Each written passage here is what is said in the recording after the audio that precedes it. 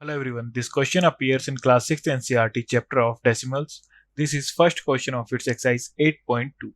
So the question says that complete the table with the help of these boxes and use decimals to write the number.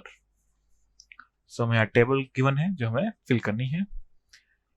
So A part में हमें given है box, तो हम count कर लेंगे once, टेंथ्स, hundreds and number. तो once हमारा complete box complete नहीं है तो ये हो जाएगा हमारे पास 0. टेंथ्स तो हमारे पास ये लाइन कंप्लीट फील्ड है, ये लाइन कंप्लीट फील्ड है बाई 10 10 तो हो जाएगा हमारे पास 2. एंड हंड्रेड से हमारे पास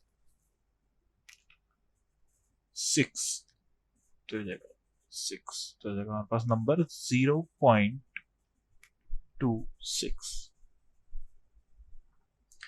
एंड पार्ट बी हमारे पास एक कंप्लीट है वंस. सो यहाँ पे वंस हो जाएगा हमारे पास 1. एंड टेंथ से हमारे पास कंप्लीट 1 2 3 सो हो जाएंगे 3.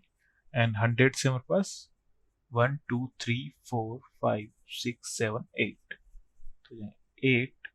सो नंबर हो जाएगा हमारे पास 1.38. टेंथ हो जाएगा हमारे पास 1/10. हंड्रेड्स 1/100.